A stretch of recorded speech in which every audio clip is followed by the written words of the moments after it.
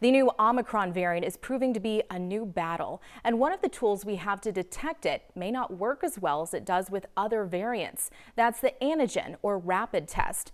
The FDA says they found it's less sensitive to the newest variant. Janelle Bluda shows us what you need to know before you test.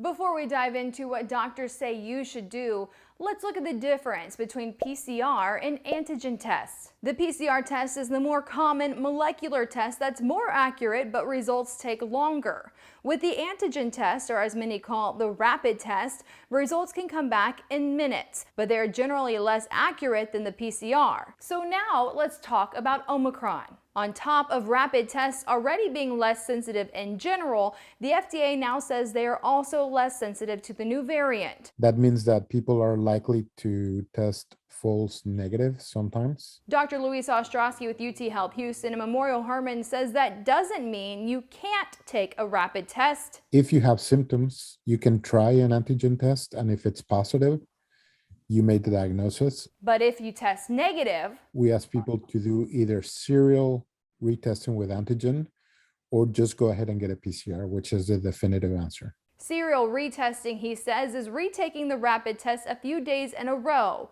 But if you only have the one test, then still wear your mask and keep your distance. And we know Texans are taking the rapid test, as nearly 10 million have been reported to the state. But Omicron is now adding a little more uncertainty to those results. The two explanations for this would be a lower viral load for Omicron, or a mismatch between the antigens that Omicron has and the ones we're trying to detect with the kits. But hopefully this uncertainty won't last long. Dr. Ostrowski says manufacturers of rapid tests are always working to make them more precise.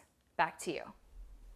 Thanks, Janelle. We can help you find testing locations across our area. Just simply text the word TEST to 713-526-1111 and we'll send you a list right to your phone.